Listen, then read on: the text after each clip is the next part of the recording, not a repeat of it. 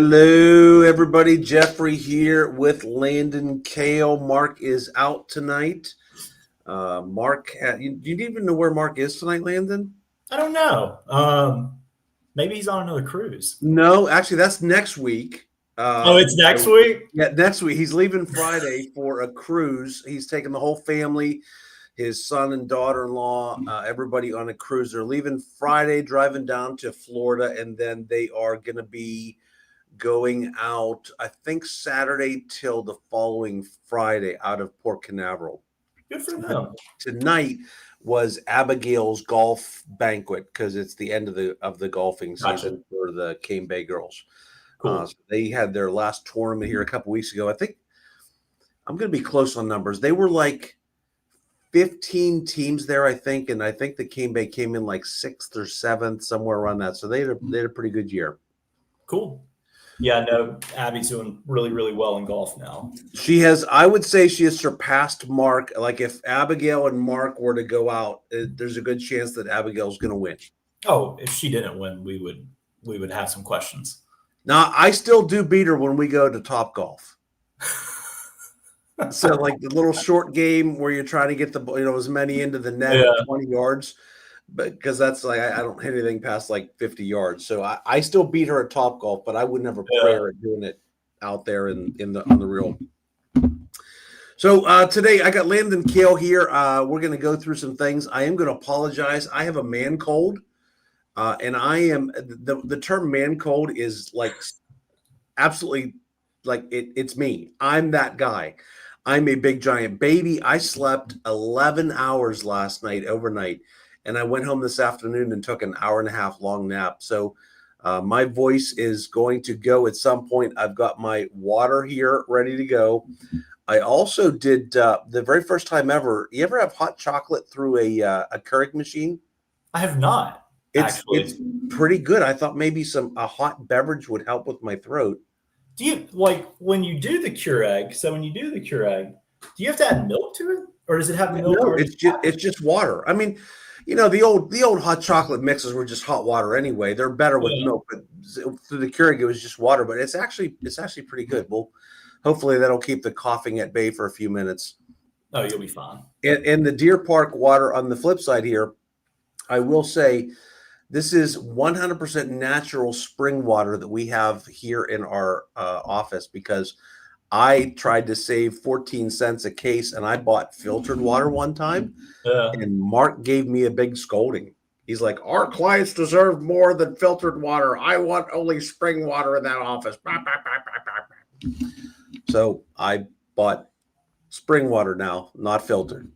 So do you have a Costco membership? Do you go to Costco? I have a BJ's membership because there's a BJ's here in Summerville and the Costco and the Sam's Club are a little bit farther away.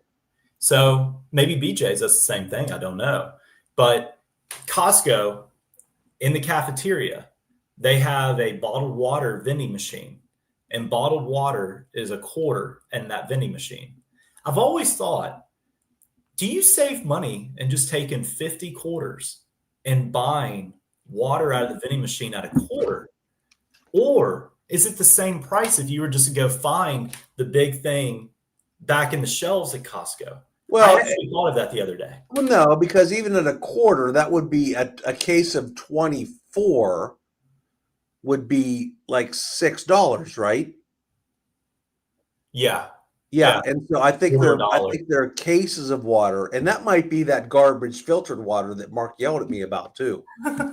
So maybe that it's a little bit cheaper. So no, let's get back in the game here. We're in this. I'm going to go over. Let's see who's here. Let's see. We got Tom and Deb here from St. Cloud, Minnesota. I can't imagine what temperature it is in Minnesota now. December 1st closing coming. Good to see Landon. Say hello to my son, Nathan. Hello, Nathan. I guess Nathan's watching with us tonight. And Ola, Mike Turco from Tidewater. Sun heating adult beverages rule of the day. I actually had somebody take me up on an adult beverage here in the office yesterday. When people come in, I always say, hey, we got water, moonshine, and beer. She actually had a beer. Really? As it turns out, if you get the client drunk, it's easier to sell a much more expensive house to them. So, although you got to get pre-approved. But the contracts are null and void if they're too drunk. Well, that's true. Yeah, I guess we've never had to experience that. So, Vic and Lori here from New York. New house in Del Webb Nexting is going vertical this week. Super exciting. Bob there from Horizons Carnes enjoying the weather. Yeah, Bob, it's just I was out in the golf cart in Carnes the other day. Just gorgeous, gorgeous weather. John and Justine are here from Summerville, and Robin says we have moonshine. Yes, Robin, there is moonshine in the refrigerator here at the office. Robin is on our team. All right, so Mark put together some slides for me here. The first one I want to talk about is this one, and that is that y'all showed up. We got a call a couple weeks ago from a local school, and they said, hey, we have a need for some money that we don't have enough money to buy enough Thanksgiving meals for everybody. And so I think it was about 38 families, whatever it was. We needed $2,800. And Landon, I put on my Facebook page, and Mark put on his Facebook page, and then we put it on our company Facebook page. Yeah. And then we put it on the Tuesday Live last week, and we ended up, I think, with $2,866. So Mark sent the check over today, and so everybody at that school has Thanksgiving dinner coming. So thank you, everybody, so much. Y'all were awesome. And I don't even think I hit you up on that yet, did I, Landon? You have not, Mr. Jeffrey. Yeah, Landon would have been my next go-to if we really would have said, hey, we're really short on money, and Landon would have ponied up for us. Can you get me an invoice? Make this a business expense? Can you get me an invoice? We met our goal. We're good. All right. I was about to say, if you give me an invoice, I can expense it. I know it. All right, so this week, let's talk about what's under contract. Still seeing a slight improvement in buying activity for this time of year. 257 under contract. That's 9 more than last week. So anytime we start to get to, October, November, we start seeing increases. That's a great sign as we get closer to the holidays. 207 single-family homes under contract. The median price was $490,000. And that was at $251 a square foot. And that was a $60,000 decrease from last week. So Landon, last week, that median house increase for the week was up like 60,000. I don't remember exactly what it was. Yeah. But these can range obviously big time from week to week. Right. December's always, what you're seeing under contract now are December closings. And typically December has been a really good month historically for real estate. I know it sounds crazy, but usually December can be a good month. Yeah. We've had a busy fourth quarter this year, and we're lined up for a busy first quarter of next year with I don't know what it is, but typically we have about 30 plus homes under contract at any time. Mm-hmm. We'll go over what our team numbers were for the year, at the end of the year, but we're on track to do over 100 homes this year, and that was Mark and I's goal, was 100 homes. So I think we're going to make that. Condos and townhomes as high as 4.2 million. Well, that'd be a really nice condo, wouldn't it? 4.2 million. Mortgage news rates. We're going to talk a little bit more with you about this because this is your world. But as of today, the 30-year fixed was at 6.38 with the government loans, FHA and VA at 6.01. Landon, I assume FHA and VA always are pretty close to the same number. Is that right? Pretty close. Yeah, they're not going to be too terribly far apart. Credit score plays a big key role in that, obviously, but for the most part, they're pretty similar. Gotcha. And then I want to go. Let me skip. I want to show a couple things here. I'm going to go down to some other slides that he had given me. Actually, let me talk about this first. This video is of Riley. Yesterday, we went to. All right, I got to figure out how to mute this thing before.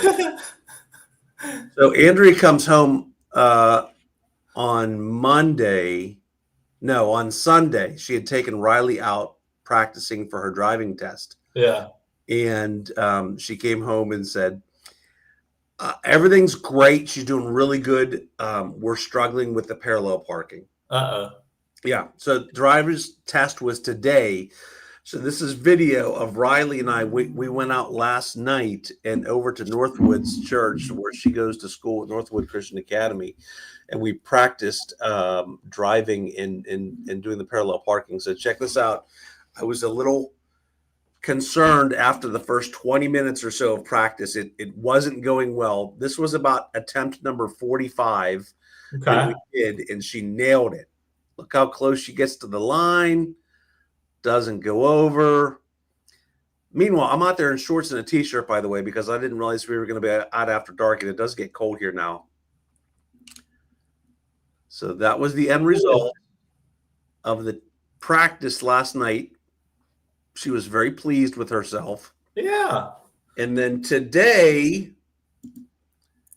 here she is. She passed her driver's exam today.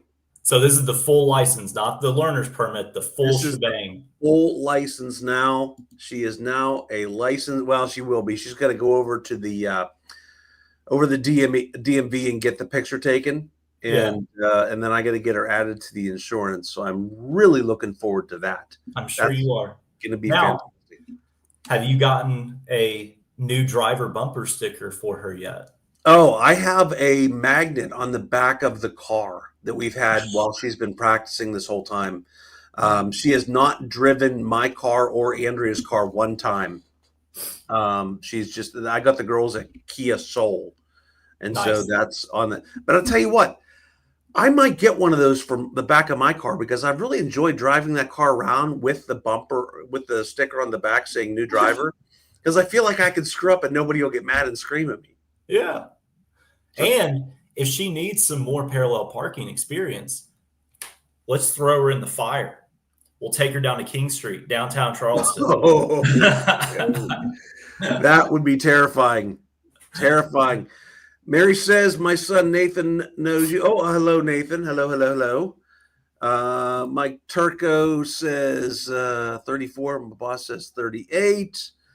Dan and Judy checking in from Chesterfield, Michigan. The Gehos are here from Summerwind Crossing in the new house. And Robin says, great job, Riley. Congrats. Yeah, Reagan's going to start doing her driver's test here very, very soon. She's got to do 6 hours of driving with the instructor, and then she'll go take her test. But I think she'll do good. So there's 100 points. You have to score 70 out of 100 of the driving test.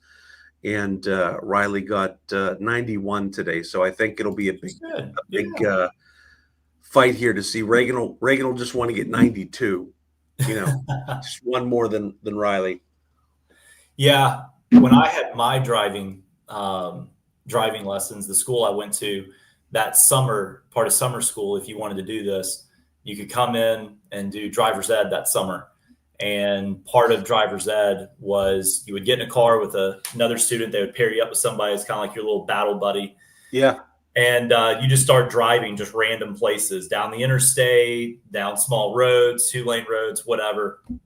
And I did fairly well for the most part. But the one thing that I really just didn't get a hang of so well at the initial part was slowing down to turn off a road. All right. So I would kind of slow down, but I would also take turns to turn off a road onto a new road, still going like 25 miles an hour.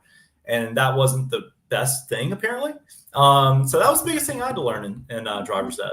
One of my first cars was a Suzuki Sidekick, and I was always really concerned I was going to flip that thing. So I always went real slow. Yeah. Going around the bends because there was all these rumors about these things being flipped all the time. Yeah. Hey, let me show one slide here. Actually, I'm going to switch this up and show this slide here. You sent this to me today. Explain to me what I'm looking at here.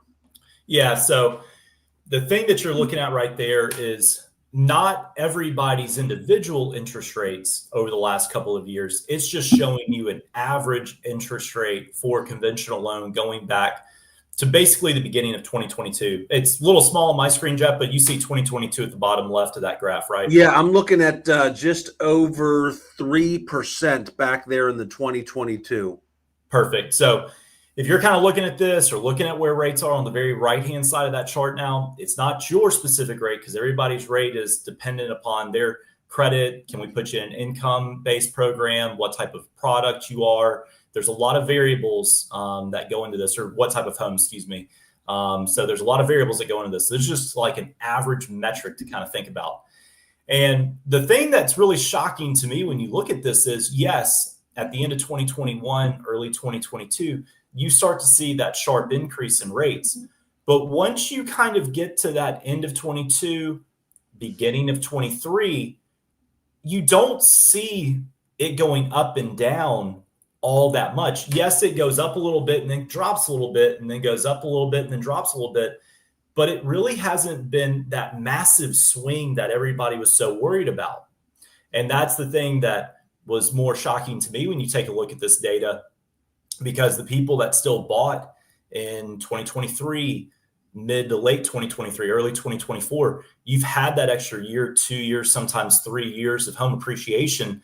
Yeah. And the rates really haven't been that big of a difference. Now, some people that bought at the peak in the middle of that chart, yeah, they're going to notice a little bit of a difference if they refinance now. But for the most part, you're not seeing this massive swing.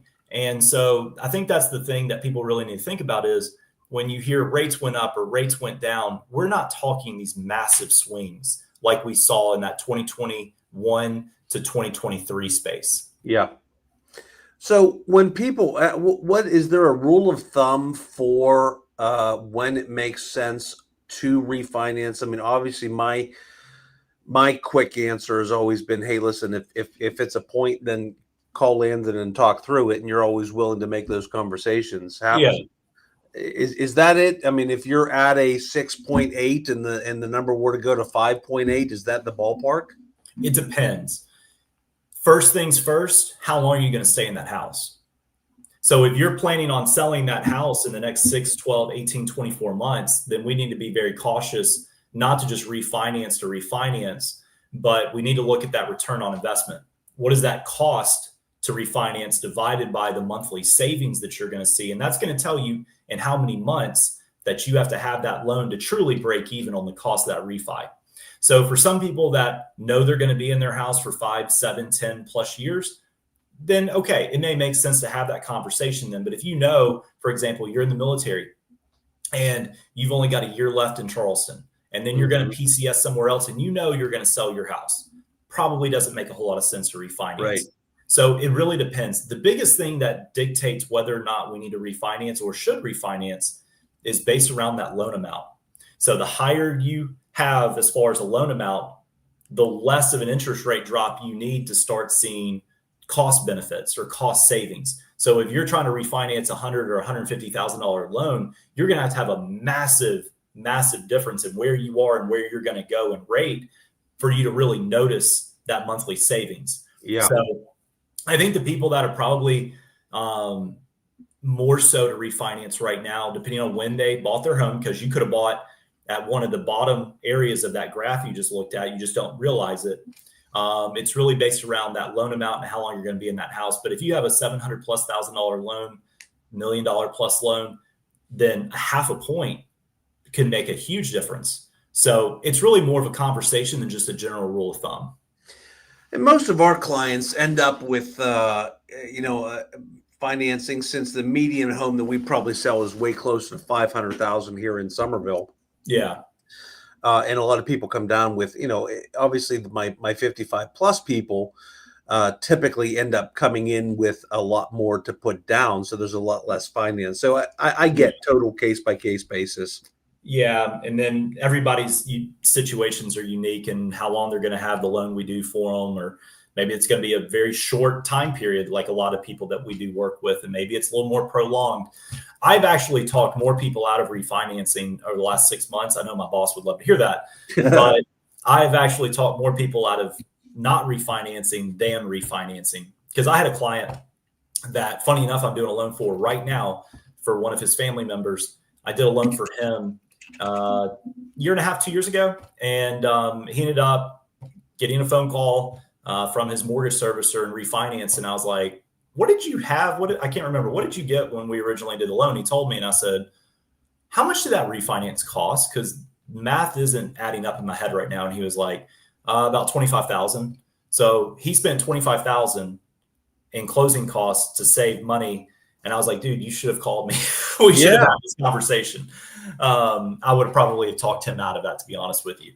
But it's more of that conversation than anything. Yeah. All right. So Mark puts together a few slides here. I'm going to go through because this is some conversations that we have quite a bit. Why people wait to buy house. Number one, they're waiting for the mortgage rates to drop. So we've talked about that some. Yeah. But at the end of the day, we don't know what the rates are going to do. You know, some of the smart guys have said we might have another drop in the Fed this year. But I want to talk about, and you've preached this to me because I've said the wrong things a few times, that a Fed rate drop doesn't equal mortgage rate drops. Can you explain what that means and why?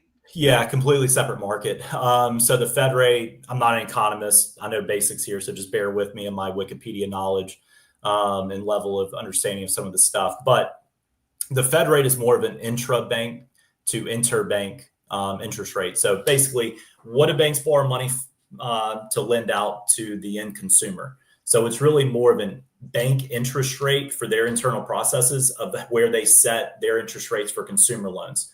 More credit cards, home equity lines of credit, auto loans, personal loans, things like that. Mortgage rates, 95% of all U.S. residential mortgages are going to kind of fall into this category. The majority of all mortgages in America are going to be one of four main categories: conventional, FHA, VA, and USDA. So 95% of all of the U.S. residential mortgage market is one of those four products. Those four products are backed by the bond market. So the secondary mortgage market, think of a bond kind of like a stock price. So just like when you buy Facebook stock or Google stock, you want to see as an investor that stock price go higher and higher and higher.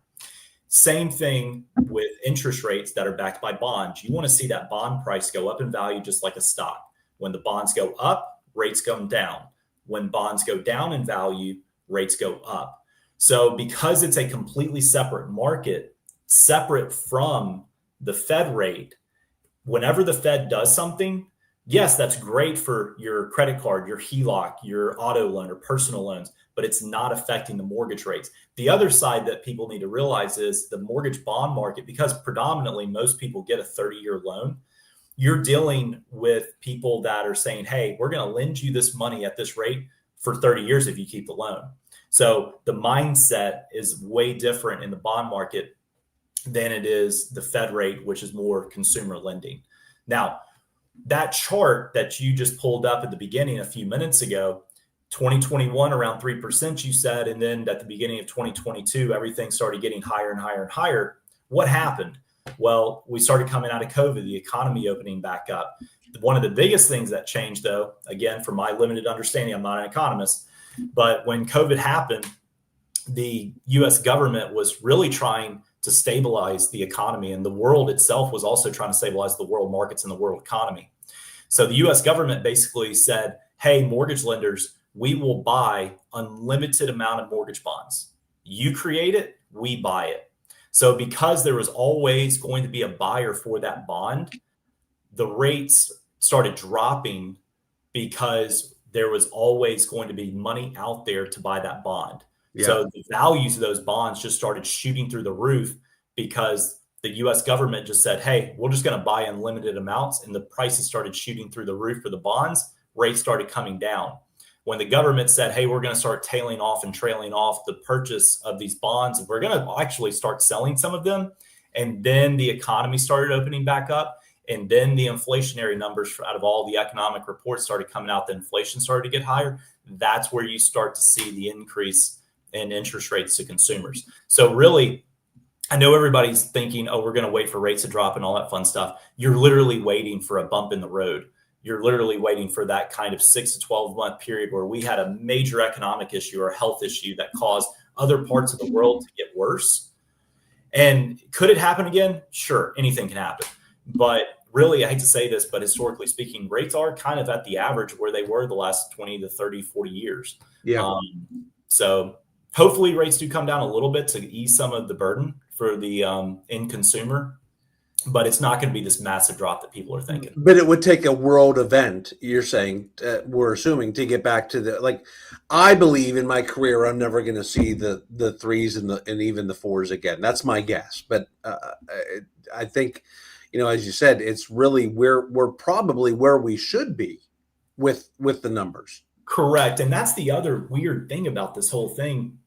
When rates were super low, everybody was trying to buy a house. Prices started jumping through the roof. Yes. They just started jumping.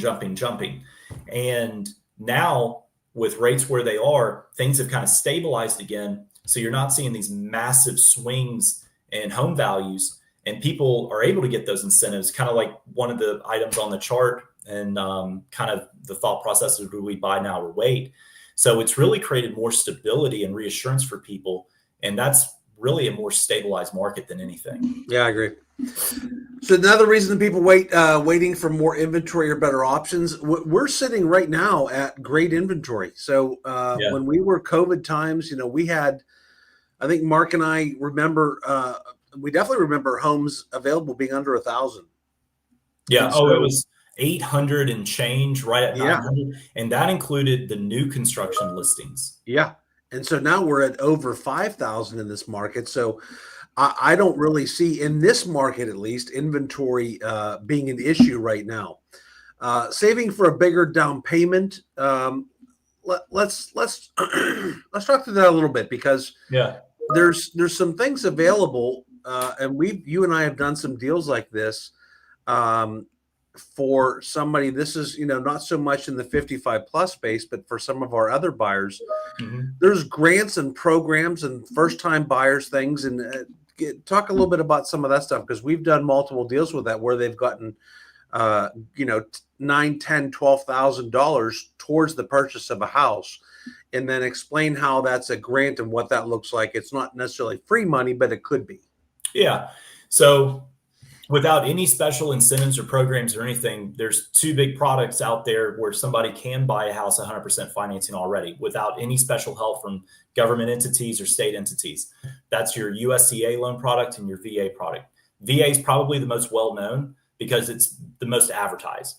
But USDA is a great option for those non-veteran home buyers that aren't VA loan eligible themselves to buy a home currently without any assistance at 100% financing. Now, the only biggest problem with the USDA loan is you've got to meet the income limit based on how many people are in your household, and the house itself has to be in a USDA eligible area. And there's a chart and there's a website that we go to and we look it all up. So before you make an offer on a house with a USDA pre-approval, you're going to know if it's eligible or not. Yeah, and we do have those areas in this market.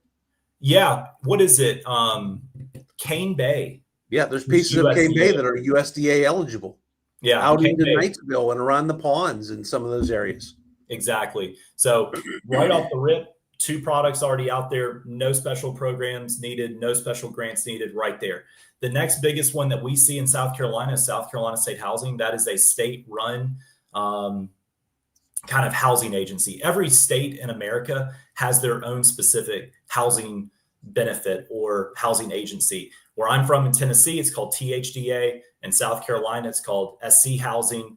In Georgia, it's called the Georgia Dream Program. So every state has their own housing authority or housing program that's run by the state and funded as a nonprofit through the state. So in South Carolina, the program that's the biggest one that's always around is the Standard State Housing Program, where you use a conventional loan or a VA loan or an FHA loan or a USDA loan, same product, but the state usually kicks in. I think it's $8-10 grand. I think it's 10 grand now for the standard program. That's always it's around. About that. Yeah. Yeah. I think it's $8 grand. Then once a year, South Carolina Housing comes out with something called Palmetto Heroes, which is tailored more for certain types of workers or certain types of industries. So if you're in the military, if you're a teacher, if you're a firefighter, police officer, really those people that support the local community, and there are those kind of boots on the ground support staff for our economy and our government, that program comes out usually end of April, early May is really kind of the time frame that it comes in at. And every year the program comes out, they release the rules on it, what jobs are eligible. So nurses also are example, usually part of that eligible group of industries. And then every year the dollar amount kind of changes a little bit based on how much they give. The cool thing about Palmetto Heroes is they give a little bit more money. They typically give a little bit more money than the regular state housing program, but the interest rate is heavily subsidized and lowered. That's the cool part. That's almost even a bigger deal than I think the money down, because like last year, what would the difference have been between that mortgage rate under Palmetto Heroes versus now? And then is there a South Carolina housing special rate, or that's just the predominant going market rate at the time? Yeah, so South Carolina housing typically is a lower rate than the standard market. And then once South Carolina housing releases their special per year program called Palmetto Heroes, that rate is way lower than their normal South Carolina housing rate. Okay. Yeah. So what would a South Carolina rate be typically less than the going rate? So half point? Yeah, so every day South Carolina Housing releases a rate sheet. So every morning around 10:30, South Carolina Housing sends their daily rate sheet out. So the one thing about SC Housing that's unique is it's a one rate and only one rate program. There's no buy downs, nothing. It's here's the menu, here's what it is. If you want it, great, but this is the one option for rate. So standard program for South Carolina Housing, $10,000 in assistance. So it is $10,000. It used to be $8,000 for a few years, but they increased it to $10,000. Right now, with $10,000 in assistance, the FHA, VA, and USDA option is at 5.75. Okay. The conventional option is at 6. So usually the Palmetto Heroes program is going to be give or take 0.75 to 1% lower than that when it comes out. Gotcha. Now, one thing that's really unique about South Carolina Housing is they have a no assistance program now. So this is the cool one. There's no assistance. So they're not giving you money for down payment. They're not giving you any money for closing costs, but they're heavily reducing the rate from their regular program. For FHA, VA, and USDA, the rate today was 4.75 permanently. Oh, yeah, wow. Yeah. Our Husky Dog asking any programs available for 65 and older. I will say that one thing here in South Carolina, after you've been in your house for a year and you are 65, you do get a decrease in your taxes. So you've got a $50,000 homestead exemption on your taxes. So basically, if your house is a $500,000 house, your tax is a $450,000 house. Yeah. Are there any of those assist programs available to older buyers? Most of these are not age related. So they're not going to restrict it based on age. So if a person was eligible based on credit, household income, and everything else as 65 plus, they can 100% use those products and programs because they're not age restricted. Putting an age restriction on a U.S. based mortgage is illegal because we can't discriminate against age, race, sex, ethnicity, anything like that. I would say for the predominant 62 plus buyer, 65 plus buyer, going to go back to more of your reverse mortgage options. Yep. Depending on how they want to live their lifestyle in retirement. But everything's going to be the same for 65 plus as everybody else. Good. From a down payment perspective. Lots available.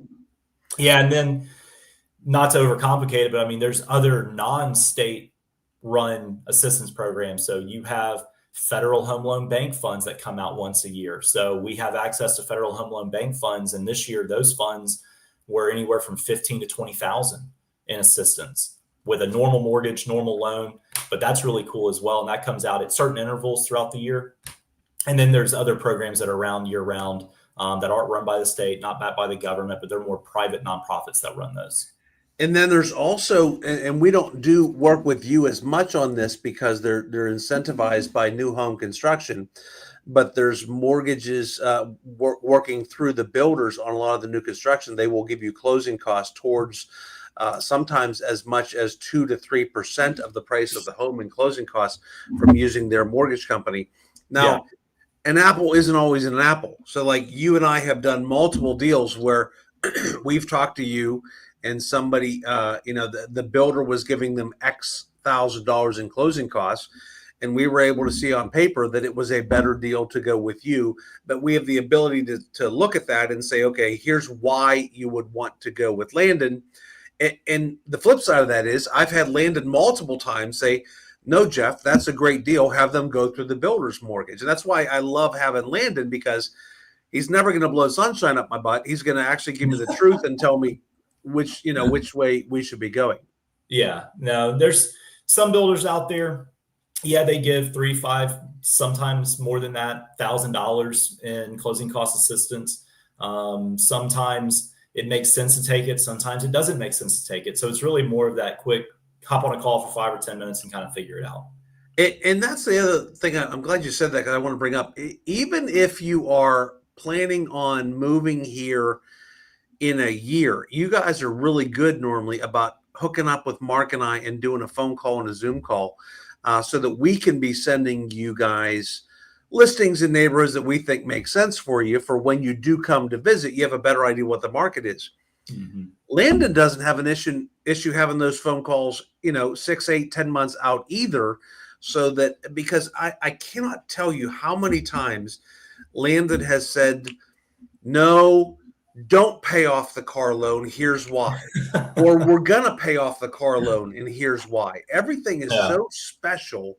It's worth a call to Landon to just talk through it, even if you're not planning on moving for a minute, right?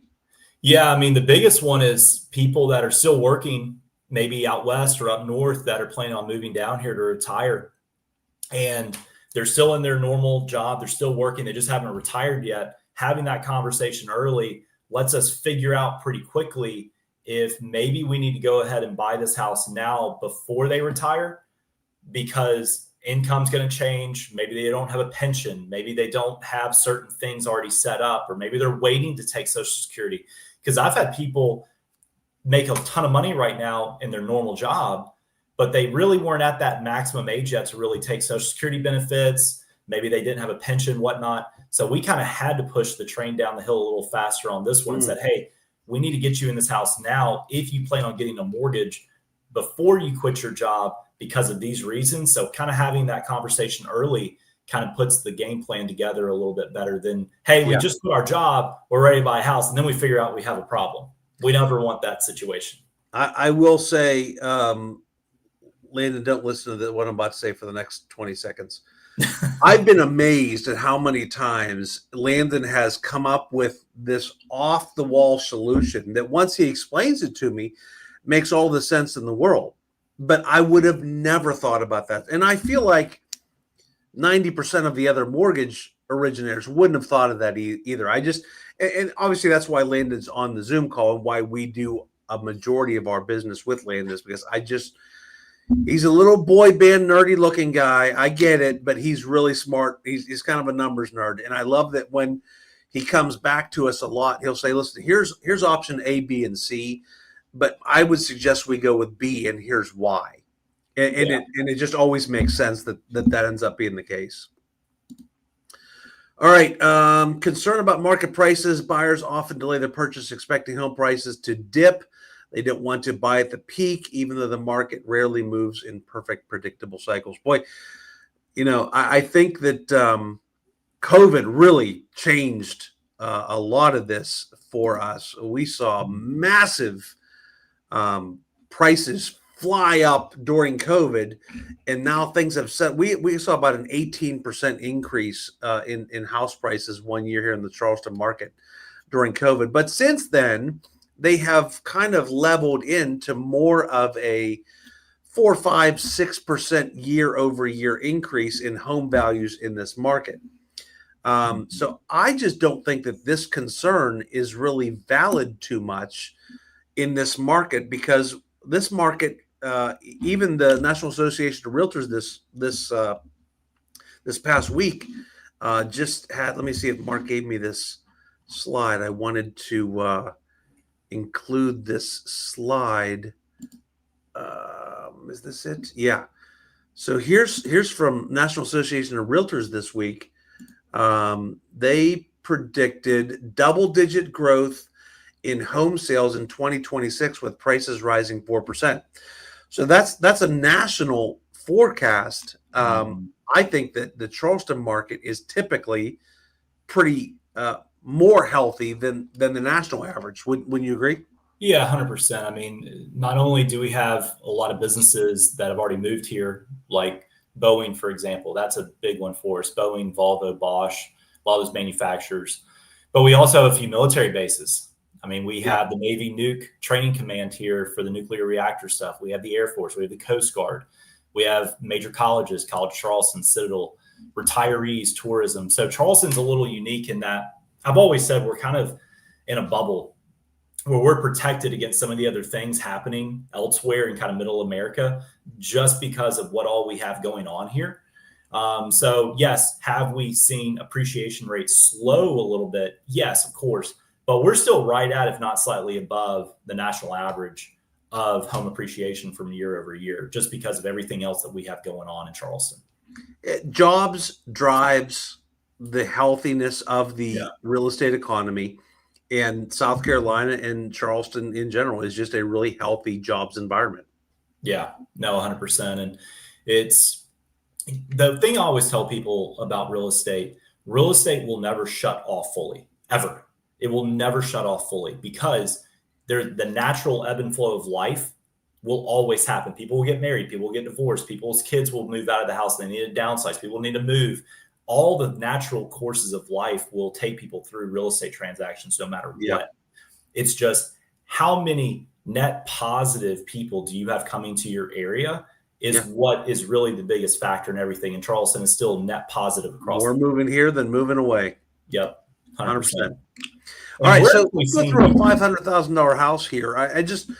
This is some real generic, and we've used an interest rate of 7 versus 6, so just 1% difference. Because a lot of people, I'm telling you, I get a lot of people that say I'm going to wait for the interest rates to drop some, and I just keep saying over and over and over again, now is the time to buy. If the rates do drop, you can obviously have that conversation with land about dropping the rates, but we assume with pretty good certainty that the houses are going to increase in value. And I believe that if we were to see a 5 in front of the conventional number next year in the spring, that we're going to see house prices increase $10,000, $15,000, $20,000, $30,000. And so even at a typical 5% increase of a home's value, here's what it looks like. So we've got a home price of $500,000 now. Down payment is $25,000 at 5%. Loan amount of $475 at a 7% interest rate. Your monthly payment is about $3,160. If that house costs $25,000 more, which I believe it will, your numbers change here, and there's only $170 in month savings by waiting, but you're missing out on the appreciation of the value of the house. Especially with a lot of my clients where my people typically aren't doing 5% down, they're doing 50% down. Yeah. And so that makes a huge difference, right? Yeah, no, 100%. I mean, and I think that is actually a bigger difference than really what that graph shows. And what I mean by that is it's not necessarily about the monthly payment, because there's ways for us to kind of put you in already that refinance interest rate through closing cost incentives and stuff like that. So we can buy it down and get you to where you think rates are going to be in a year from now. So I'm not too worried about that. The biggest one is people with $300,000, $400,000, $500,000 in home equity where they live right now. Maybe they're moving here. They're going to sell their house. Hey, you've got money. You can figure it out. And we're not so worried about 10, 15, 20 grand. But if you have a limited amount of cash, then when rates do come down, you're going to see more people enter the home buying market. When there's more home buyers, those sellers are going to be less incentivized to assist you on the other things that go into putting you in that house, like closing costs, attorneys, and things like that. So really the delta of cash needed is far greater, because it's really not unheard of right now over the last 6 to 7, 8 months to get the majority of people's closing costs covered under certain circumstances. Sometimes it doesn't work out. Sometimes it does. Depends on the seller and the house. But if you've got a first-time home buyer, somebody that's trying to move up, and we have a limited amount of cash, and we've got to use this amount of cash to put you in that upgrade or that first home, really, this is your opportunity, because we can really negotiate that thing and say, hey, seller, we need this to put them in there. You and I did 20 grand recently in closing costs. Yeah, 100%. I mean, 100%. That's a huge, and that wouldn't be the case if this market was if there was 4,000 homes on the market instead of 5,300. Yeah, so it's really the closing cost piece, but the other piece is during COVID, it was, hey, this house just came on the market, get up off your dining room table, get off your butt, let's go see this house. You've got 30 minutes to make an offer. What do you think? And you're just getting rush. Yeah. And waiving appraisal contingencies, taking it as is, no repairs, no closing costs. So now people can take their time, get some incentives, and really enjoy the experience a little bit more than just kind of hey, here it is, take it or leave it. Good? Or okay, we're going to call somebody else. Sorry. Yeah. So it's really providing people that opportunity to really have more of a conversation about home ownership than really just are we going to do this in 30 minutes or not? We have to make a decision. Absolutely. We had a house we had 21 offers on back in the crazy times that we had listed. We had 21 offers. I had one client that I wrote about 10 offers for before we finally got one. And I had one client that at that time, it was the house that she wanted. She really wanted the house bad. And we had to go $60,000 over for her to get that house. And I begged her not to buy that house, but it was the right house. She wanted it. We did it, but it took 60 grand over list for us to get that house. And that's just not where we're at right now. Yeah. I'm having builders that are saying, Jeff, write me an offer. Offers are normally for resales. The home's listed at 525. We're going to offer you X. I have builders that are saying, write me an offer right now because we're just sitting on inventory. Now, part of it is because people are still a little bit afraid of mortgage. I hope we've talked through some of that. But it's also October, November, December. And this is just the time of year when homes don't sell as quickly. And these builders, if you've got a builder, let's take Lennar and Carnes, they're building 20, 25 homes a month if it's July or if it's December. They don't change their schedule.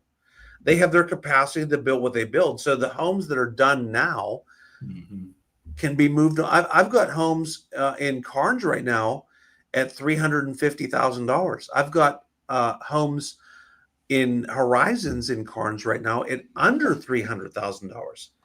That's just not really the case in May and June. You know what I mean? Yeah, no, 100%. And you want to know what's very interesting. And this is the one thing that I've seen over the course of my career. My dad was a builder back in the day and the whole thing. What's very interesting is, who is spending the most money right now on homes and what market is breaking the records right now. You know where I'm going with this? I don't. The super high-end luxury market. Yeah. More records have been broken and reaching new purchase price limits in the super high-end luxury space than anything else recently. So the most expensive home in the Old Village just recently sold, and then the most expensive home in, what was it, Isle of Palms or Sullivan's Island? It was in the Post and Courier, right? Yeah. So think about that. If really we are in a problem, usually most people with the most money don't buy anything, right? But they still see the advantage now to buying it, and they're okay reaching a new record, being the buyer that paid the most money for that house, because they usually are pretty smart people and have a lot of money. They figured something out and they're like, we're okay doing this right now. Yeah. As is evidenced by a $4.25 million condo or townhouse last week. Yeah. When my dad was building, funny enough, he built the most expensive homes when the traditional American public was not buying as many homes. He was selling higher end homes usually when people decided maybe we should wait for rates to drop. Those are the times when people have the money to do it, they literally jump up and start doing everything because they can negotiate so much stuff. Mike says, what is required to get the exemption when somebody turns 65 and have been in the house for 1 year? What if one spouse is 65, but the other is not yet? Mike, I don't know. Landon, do you know that answer? Yeah, so Dorchester County, let me just pull this up, bear with me. So what I would advise somebody to do that's curious about the homestead exemption is to reach out to, in our area, They're in Berkeley County, and every county has the website available for that. Mike, if you email me, Mike, I'll find out for you for sure. I think just one of them needs to be 65. Yeah, that's what I'm reading. So on the Dorchester County website, they actually list it. So that's why I went there, because they actually have it laid out pretty easily to find. Homestead exemptions. If you were 65 years of age or older, 100% totally disabled or legally blind, and have been a resident of South Carolina for 1 year prior to December 31st of the preceding year, you may qualify. It does not list whether you have to have both parties that own the house 65. I would think it would be one. I think it's one. Mike, if you throw me an email, I'll find out, which is going to be good for Andrea, because I'm going to be at 65 way before my bride is. Andrea is 7.5 years younger than me. So my father, I love him to death, very frugal. He loves to save a dollar, right? He is over the age of 65 now, so he's getting on up there. Yeah. You want to know the thing that he was most excited to save money on? We went out on Sunday together, my dad and I did. You know what he was super excited about saving money on? Is he using an AARP discount of some kind? It was his senior discount at the movie theater. Okay, that's a funny story, because I was down in Texas, and I'm 54. I was in Texas, so this was my previous career, and I had an afternoon. So I've been in real estate for about 9 years now. So about 10 years ago, I was in Texas, and I had an afternoon. I'm by myself. I don't have meetings until that evening, so I went to a movie, and I got the senior discount given to me at the movie theater. And I would have been about 45 years old at the time. Yeah. I took it. I'm okay. Andrea cracks up whenever I get the senior discount around town. Yeah. I never ask for it, but when I get it, she's very pleased. And normally that's something that goes on Facebook. She ridicules me on Facebook on a regular basis. Let's pull up Jeff's Facebook page here right now, and let's see what the last post that she did was, and I'll prove this to you. Okay, here we go. Here's the picture that she posted. All right, you see that thing there? Yeah. Is that like a mop, like a Swiffer mop or something? Yeah. See, you're asking. You don't know exactly what it is. It turns out you know more than I do. Poor Jeffrey, bless his heart. I pulled out the steam mop, and he was like, "What are you doing?" I said, "Cleaning," and I said, "Steam the floor." He was surprised. He thought it'd be too loud. I thought it was a vacuum. Okay. Okay. I don't know what a steam mop is and a vacuum is. I just know the vacuum makes noise, and I was trying to watch something. But here we go on Facebook. We have to ridicule me and put this on here. I'm sure there's something else. Oh, yeah, here. I'm sitting in my chair the other day. I'm just sitting there. I didn't put this on my head. She comes by, puts it on my head, takes my picture, and then ridicules me on Facebook for wearing a God knows what that is on Facebook. You look pretty content right there, Jeff. I was pretty content. I was about to say, you look pretty happy. Long day. I was very comfortable. Yeah. Tracy says, speaking of Social Security. Oh, and by the way, if any last questions for Landon about mortgage stuff, throw it in right now, because we're going to be out of here. I cannot believe my voice has held on this long, but I'm going to make it the full hour. Dude, everybody is sick right now. Everybody is sick. Well, Andrew and the girls had it last week, and I thought I escaped, because I typically have superior genetics. But then yesterday I started coughing a little bit, and when then I slept 11 hours overnight last night, and I knew it hit me today. And Mark and I tried to stay as far away. We actually had clients come in the office today. I stood at the back of the office and waved at them and yelled at them from the back of the office. I didn't want to go near anybody. Trace says, speaking of Social Security, a proper analysis should be done for when you trigger Social Security. That is a great point. That is very, very true. Talk to somebody smarter than you and figure out when it makes sense to start. Oh, there's the voice go. Did you hear that crack there? Yeah, I got you. Yeah, I got a little teenage boy starting thing. That didn't sound right at all. Are you out of cocoa? Have you not had some cocoa? Yeah, I'm out. That's empty. I'm dealing with the cold, just the spring water, not the filtered water. That's fair. All right. So, hey, how you doing there? Just read that one owner required to be 65 There you or go. older to qualify for the homestead exemption. Yeah, great. So, hope you're getting excited about your new Myrtle Beach adventure there. Good to see you on the live, Landon. If somebody wants to apply for a mortgage, do they have to have a hard credit pull to start the process? No, we do not. So we always start with soft credit pools. So it's basically just a really accurate credit karma. It's not going to hurt your credit, ding your credit, or anything like that. But we do a soft credit pool. And I would say 95% of the time, unless there's really something funky going on, so that 5% of the time, so 95% of the time, we don't pull your hard credit report until you're under contract and we know you're going to be buying that house. And then that's when we have to pull it. So no, we don't have to ding your credit, just to ding it for pre-approval. Yeah. Appraisals. If they're doing a mortgage, they're going to need an appraisal. What is the ballpark cost of that, and when is that paid for throughout the process? Yeah, so I usually have most of my appraisals paid at the closing table. So you don't have to prepay it. We'll just have it collected at the closing table. Now, if you back out of the deal or something happens, you decide not to buy the house, you do owe me for that appraisal in that situation. Yeah. Have had a few of those situations, but not too many. But VA appraisals in South Carolina, set cost $525. And then everything else, for the most part, anywhere from $550 to $650, give or take. So it's not crazy. Let's talk about recast to wrap this thing up, because we get this question a lot. What it looks like for somebody to buy a house here before they have sold their house in Connecticut, New Jersey, whatever it is. Yeah. So very often you can do a loan here, a mortgage on this house that you're buying with as little as 5% down.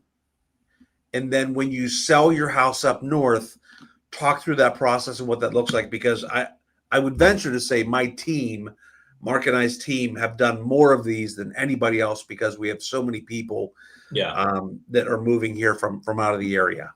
Yeah. So really we use this recasting option more when somebody hasn't sold their current home.